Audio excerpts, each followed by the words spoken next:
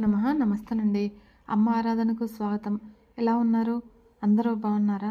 అందరూ బాగుండాలని ఆ లలితా పరమేశ్వరి అమ్మవారి ఆశీస్సులు మనందరిపైన ఉండాలని సదా కోరుకుంటున్నాను. ఈరోజు పంచమి. ఈ పంచమి తిథిలో వారాహి దేవిని మనము భక్తి శ్రద్ధలతో పూజిస్తే మనకు ఉన్న సకల దోషాలు కూడా తొలగిపోతాయి.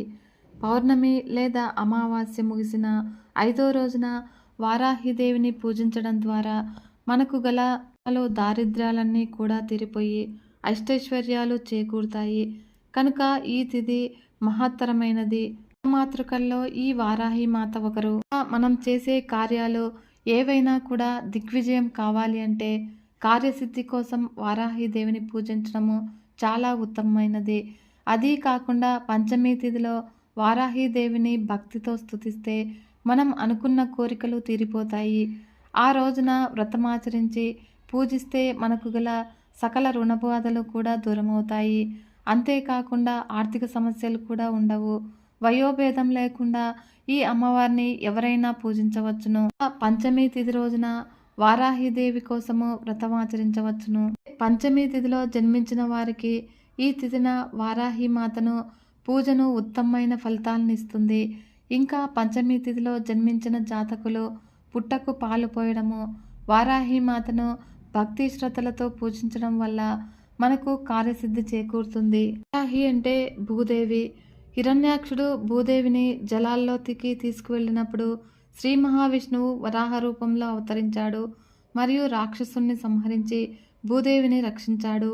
అలా స్వామి మీద ప్రేమతో అప్పుడు అమ్మవారు వారాహి రూపంలో అవతరించిందని, అందుకే భూదేవిని వరాహస్వామి స్త్రీ రూపమని కొన్ని ధ్యాన శ్లోకాల్లో కూడా కనిపిస్తూ ఉంటుంది.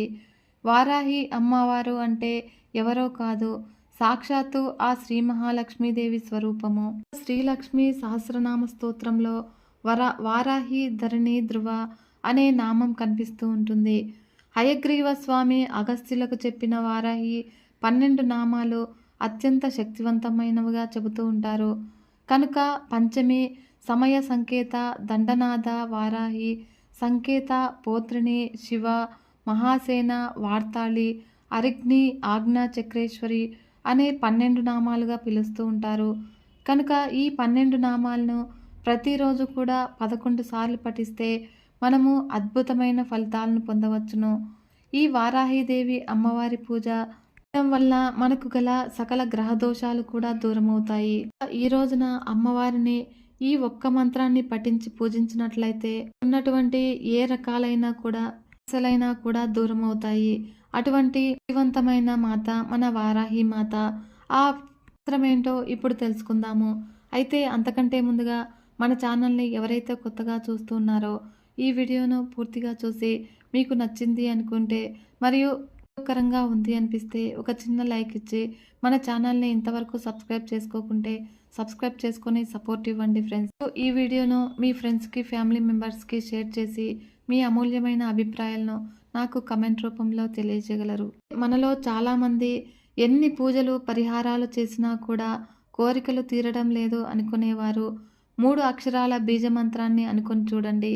10 నిమిషాల్లో మన కోరికలన్నీ కూడా తీరిపోతాయి.